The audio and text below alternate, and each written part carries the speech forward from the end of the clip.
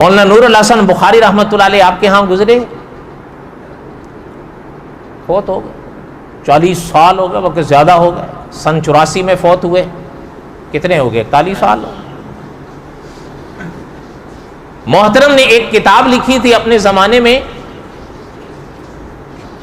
مظلوم صحابہ کی داستانیں۔ مولانا نور الحسن بخاری رحمۃ اللہ علیہ نے اپنی کتاب میں ان صحابہ کی تاریخ کو لکھا ہے خلاصے کے طور پر جن پر امتحان یا آزمائشیں آئی تھیں۔ اس میں حضرت نے ایک باب باندھا ہے، صحابہ میں دونوں حضرات تھے نا، کچھ حضرات تھے، کچھ خواتین تھیں،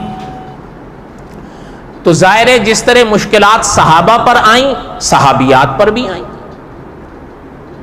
اچھا آپ حیران ہوں گے، جو سب سے پہلا نام حضرت نے اس کتاب میں جو خواتین کا باب باندھا ہے، جو سب سے پہلا نام محترم نے لکھا اس میں وہ حضرت ذنیرہ کا لکھا تھا رضی اللہ تعالی عنہا۔ یہ حضور کی صحابیاں تھیں، محترم نے اسی میں لکھا ہے تاریخ کے حساب سے حوالے سے کہ ابو جہل نے اتنا مارا تھا، کیونکہ یہ غریب لوگ تھے، اور قاری عبداللہ عابد صاحب رحمۃ اللہ علیہ فرمایا کرتے تھے پانی جب بھی گرے تو نچلی جگہ پہ گرتا ہے، وہ بھی یکدم کسی بڑے پہ تو ہاتھ نہیں ڈال سکتا تھا نا، لیکن یہ جو بیچارے غریب تھے یا غلام تھے یا کنیزیں تھیں ان پہ تو اس کا بس چلتا تھا۔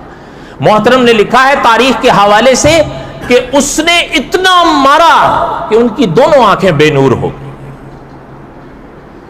تو بے انتہا درجہ نفرت کرتا تھا۔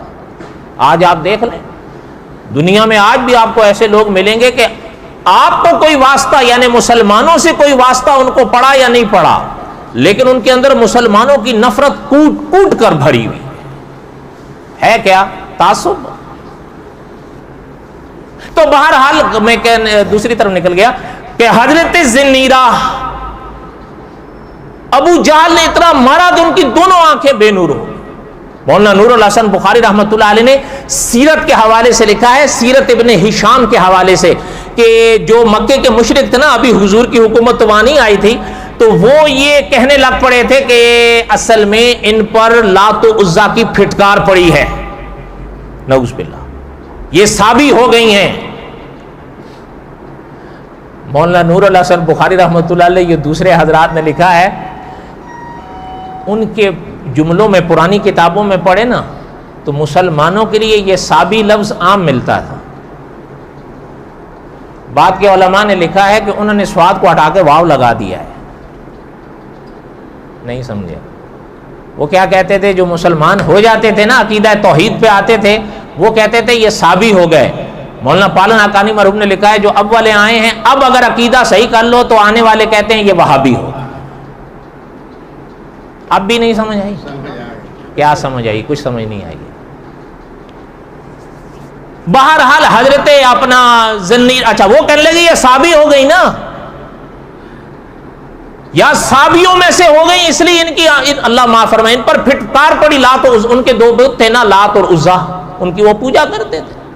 مولانا نور الحسن بخاری رحمۃ اللہ علیہ نے لکھا ہے کہ حضرت ذنیرہ ایک دفعہ چل رہی تھیں، ان کے کان میں جب یہ بات پہنچی تو محترمہ نے فرمایا جھوٹ بکتے ہو، میں لات و عزا کو کچھ نہیں سمجھتی، لا الہ الا اللہ۔ یہ ان کے کہنے کی دیر تھی کہ دونوں آنکھیں روشن ہو۔ یہ عادت نہیں، یہ خرق عادت ہے۔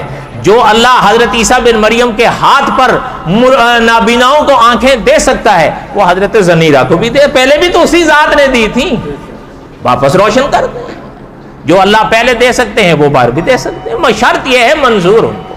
اور قاری طیب صاحب رحمۃ اللہ علیہ کے وہ الفاظ یہاں پر آپ ذہن میں تازہ کر لیں، محترم فرماتے تھے جتنا اللہ پر بھروسہ رکھو گے یہ روحانی کرشمے اتنے ہی ظاہر ہوں۔ فرق کیا ہے، ہم تو جب یوں ہاتھ بھی اٹھاتے ہیں تو پہلے شک میں ہوتے ہیں پتہ نہیں یار قبول بھی ہوگی کہ نہیں، اب آپ بتاؤ۔